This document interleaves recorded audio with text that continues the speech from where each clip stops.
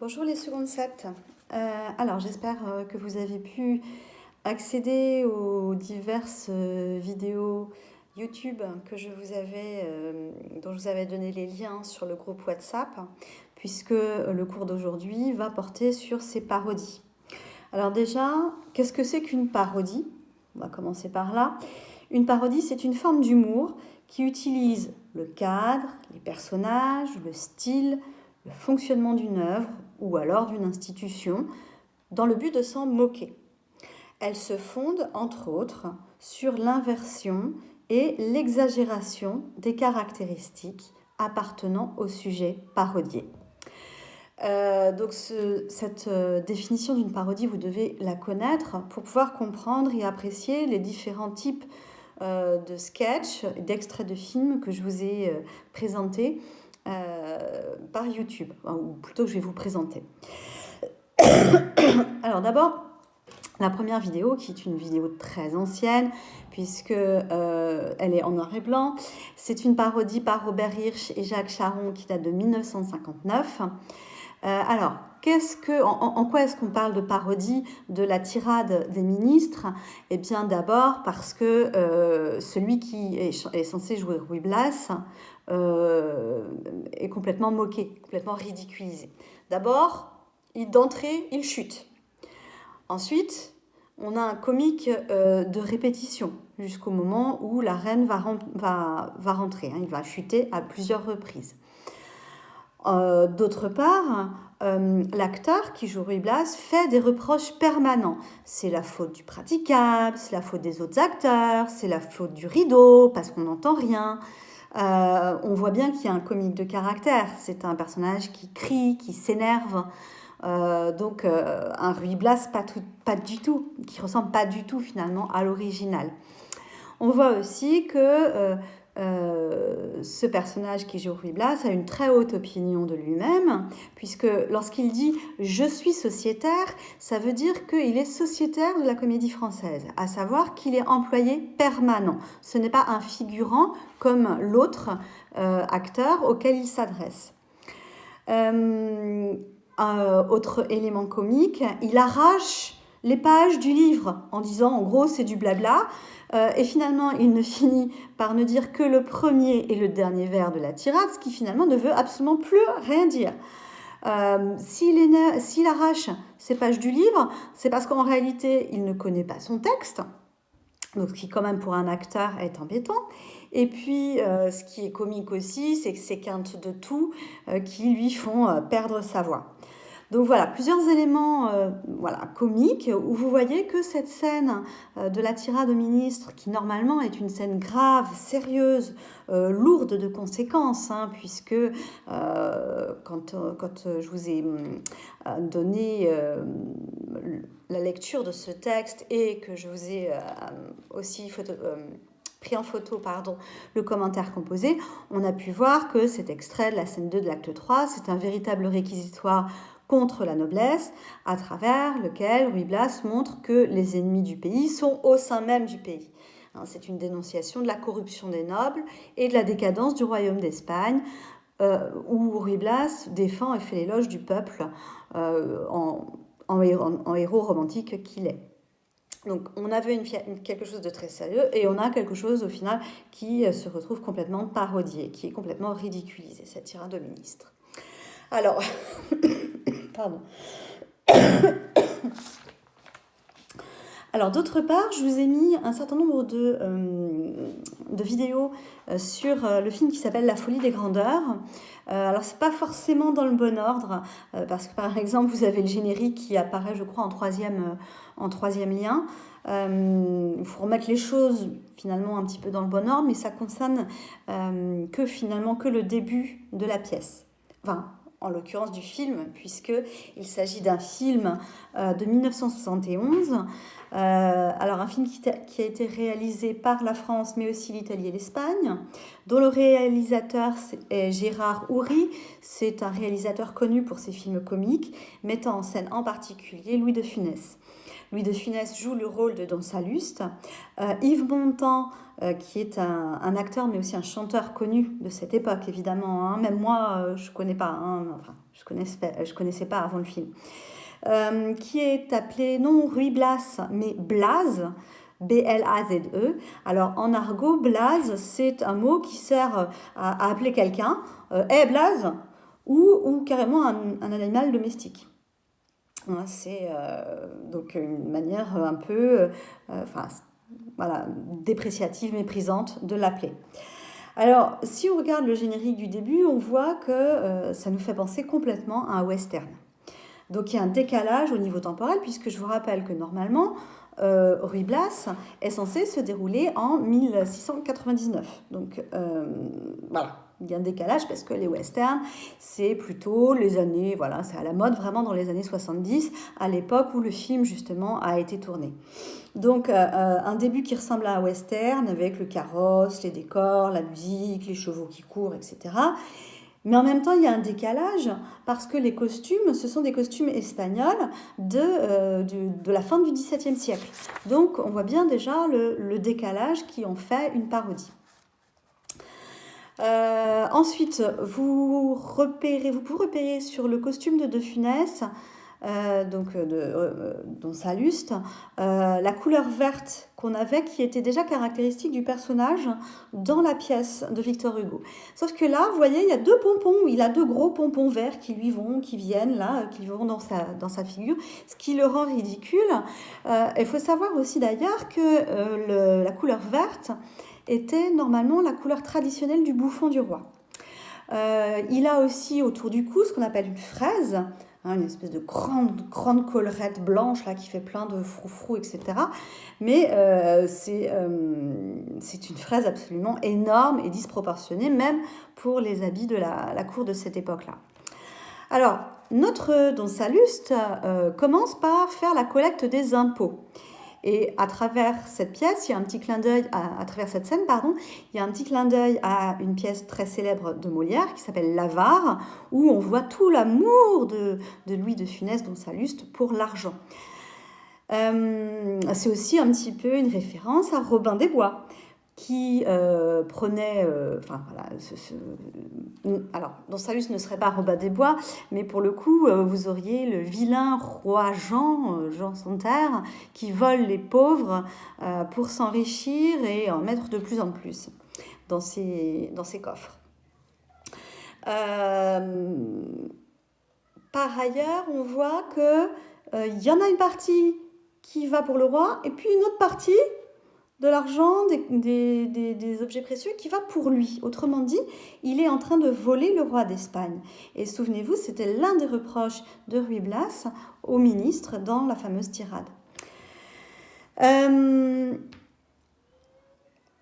Il y a aussi un peu de ridicule et de comique dans la réplique. Les pauvres, c'est fait pour être très pauvres, et les riches, très riches. Voilà, évidemment, là, on est dans une remarque comique. Et puis, vous avez donc Blaze, joué par Yves Montand, qui est en quelque sorte le valet astucieux qui vole son maître ridiculisé. On a du comique de farce aussi, avec le chapeau enfoncé sur la tête de De Funès. On a la chute du carrosse qui fait partie aussi du comique de farce. Les coups de pied aux fesses de Blaze, là aussi on est dans du comique farcesque, hein, du comique de geste. Ensuite on a la scène du bain. Alors la scène du bain, voilà, où Don Salluste, Louis de Funès, est réveillé par le bruit de l'heure, et où Blas dit non pas « il est l'heure, monseigneur », mais « il est l'or, monseigneur ». Et dans cette scène, donc, on va avoir une scène très prosaïque, très terre-à-terre, qu'on ne verrait évidemment jamais dans une tragédie. C'est une réalité quotidienne, la scène du bain. Alors évidemment, cette réalité quotidienne elle-même est comique parce que vous avez donc ce moment où Blaze passe un torchon par l'oreille de Funès et le ressort par l'autre et fait un geste comme ça, voilà, comme s'il tirait le torchon à travers le cerveau de Louis de Funès. Évidemment, c'est complètement impossible, hein, et c'est fait pour faire rire les gens. Ensuite, on a une scène qui est assez traditionnelle, dirons-nous. C'est la scène du balcon entre la reine et Ruy Blas, Blaze. Scène traditionnelle, pourquoi? Parce qu'elle fait référence à la scène de Roméo et Juliette de Shakespeare, mais elle fait aussi référence à un autre drame de Victor Hugo, où on a une scène qui se déroule sur un balcon. C'est dans l'acte 2 de Hernani, paru en 1830. Alors, on a le stratagème des fleurs, le stratagème pour les fleurs, hein, ces fameuses petites fleurs bleues, vous savez, dont on a déjà parlé.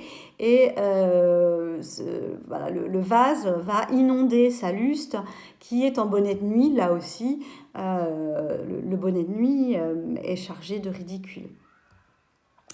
Alors, dans le rôle de la duègne qu'on voit apparaître, normalement, dans l'acte 2, on a Alice Sapritch, qui est une actrice très célèbre de l'époque, et qui va reprendre textuellement le texte de Victor Hugo. Une reine d'Espagne ne fait pas ceci, une reine d'Espagne ne fait pas cela, etc., etc.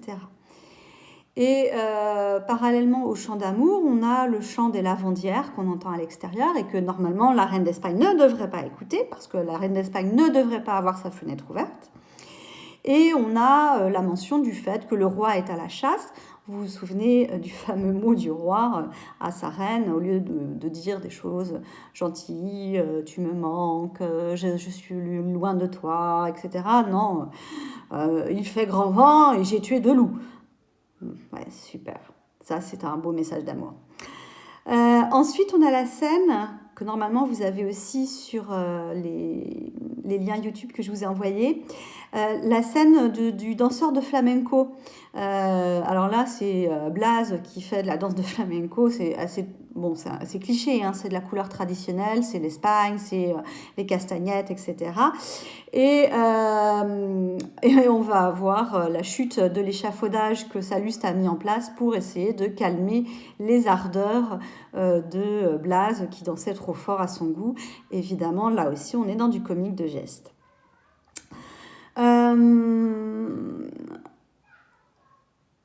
On voit aussi face à la reine, donc devant cette reine qui va le répudier, on va avoir des vêtements ridicules. On va avoir aussi ce qui est ridicule et qui appartient au comique de langage, le pseudo-allemand que De Funès est en train de parler. Il ne parle absolument pas allemand, mais comme la reine, je vous le rappelle, Marie de Neubourg est autrichienne, sa langue d'origine c'est l'allemand. On voit qu'il est agressé par les bouffons, donc c'est d'autant plus ridicule. Et la reine va reprendre un petit peu les mêmes adjectifs que va utiliser dans Salluste au début de la pièce de Victor Hugo, quand elle va dire « vous êtes révoqué, déchu, exilé ». Hein, on est vraiment dans les termes même de Victor Hugo.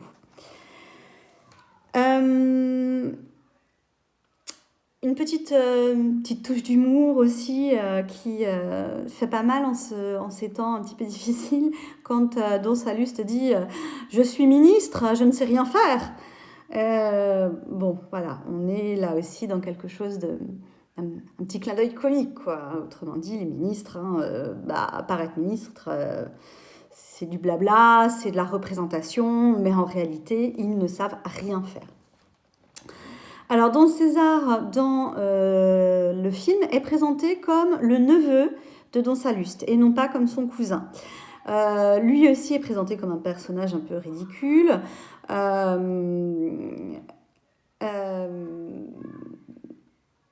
Bon, il est monté sur un âne, il a un chapeau qui va imiter un peu le tricorne de Napoléon Bonaparte. Quand il dit « je reviens au pouvoir », et l'effigie de Salluste, c'est-à-dire sa représentation sous forme de papier, hein, son image, va être brûlée. Don César va faire le choix pour revenir de son exil, qu'on n'a pas vu d'ailleurs, hein, autant on le voit dans la pièce, autant on ne le voit pas dans le film. Il va choisir de revenir à la cour déguisé en femme, Bon, donc évidemment, là aussi, on a des références comiques. On a dans la suite du film quelques petites piques, quelques petits mots qui appartiennent au comique de langage.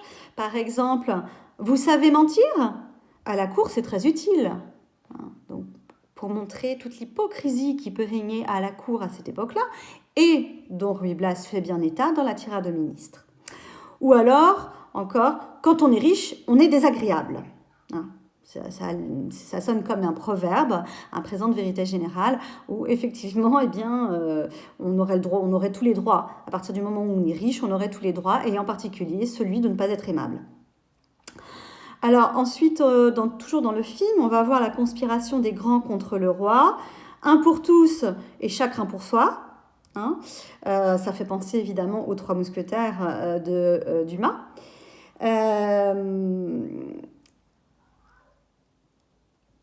Une autre reprise du texte de Victor Hugo, mais qui a été transformée. J'ai passé la nuit à transformer un ver de terre en hidalgo. Alors, un hidalgo, c'est un seigneur.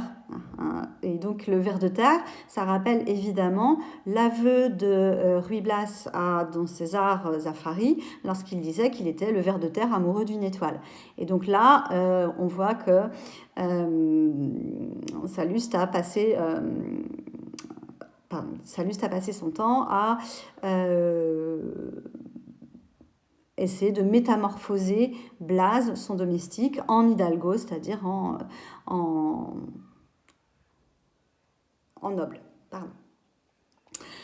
Il lui rappelle aussi les règles du protocole à la cour, en vigueur à la cour d'Espagne à cette époque-là. Quand il dit « couvrez-vous », ça veut dire remettre son chapeau. En fait, seuls les nobles proches du roi ont le droit de porter leur chapeau en présence du roi. Ceux qui ne sont pas des proches, ceux qui ne sont pas donc les amis intimes du roi, se doivent de garder la tête découverte. C'est un signe de respect. Donc, Salluste va être accusé du complot par le comploteur. Il est un conspirateur. Et puis, on va voir que ce conspirateur et César vont se retrouver en Afrique. Là aussi, on est dans de la dérision, dans de la parodie. Une petite allusion à un proverbe que vous connaissez sans doute, « rira bien qui rira le dernier », qui est transformé dans le film en « paiera bien qui paiera le dernier ». Ce sont les pauvres qui paient les impôts, pas les riches. Et on voit bien qu'ici, il y a une critique de la société qui était valable en 1971 et qui, malheureusement, en 2020, aujourd'hui, est toujours valable. C'est les pauvres qui payent les impôts et pas les riches. Ensuite, on a des scènes comiques, le moment où la duègne qui est tombée dans l'eau est rejointe par le chien, et on a un quiproquo d'aveu, d'amour que Blas va faire d'abord à la duègne et ensuite carrément au chien qui va finalement lécher la main de la duègne, et elle s'imagine que c'est le baiser de Don César Blas. Donc on est en plein quiproquo, et là on a une scène extrêmement comique basée sur du comique de situation. Au bout de 6 mois d'exil, on va avoir un complot pour tuer César, notre fameux Blas, puisqu'il a découvert les conjurateurs, ceux qui se liguaient contre le royaume d'Espagne. Et donc il y a un complot pour le tuer. On a aussi un gag, voilà, je dirais très, très galvaudé, c'est-à-dire très courant, le gag de la tarte à la crème, avec la référence à l'Afrique. On a aussi un clin d'œil à un autre film de la même époque qui s'appelle Laurence d'Arabie. Et puis, au final, on a la suite du quiproquo avec la reine qui part avec Blaze, enfin, mais c'est pas la bonne femme qui est dans son lit. Enfin bon, bref, encore des histoires de quiproquo, de comiques de situation.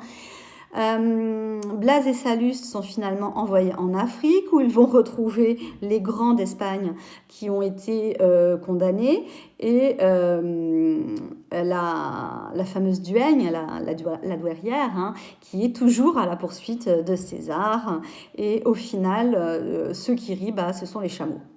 Voilà, donc je ne peux que vous inviter à regarder l'ensemble du film. Certes, c'est un film assez ancien, mais honnêtement, même pour moi, hein, 1971, je veux dire, j'étais pas née, hein, donc voilà. Mais même pour moi, c'est quand même un film qui reste un des grands films de Louis de Funès, qui est quand même un acteur français extrêmement connu, qui a joué dans de très nombreuses comédies. Et on a beau dire, voilà, même si c'est un comique assez farcesque, assez grossier et qui manque de subtilité, et ben voilà, quelle que soit l'époque, quelle que soit la génération, ça fait toujours rire. Voilà, donc je ne peux que vous encourager à aller voir l'intégralité de ce film. Je vous remercie de votre attention et je vous retrouve dans la suite de la semaine pour continuer à travailler donc, sur Ruy Blas, la pièce, cette fois, de Victor Hugo. Je vous demande de finir de lire ou de regarder l'acte 3 pour voir comment sentir Ruy Blas dans son rôle de Premier ministre. Je reviendrai brièvement sur la fin de l'acte 3. Je voudrais que vous lisiez aussi ou que vous regardiez l'acte 4. Et puis ensuite, on travaillera d'ici la fin de la semaine sur l'acte 5 et plus particulièrement sur la dernière scène, le dénouement de la pièce. Voilà, je vous souhaite une bonne journée et je vous dis à très vite. Au revoir.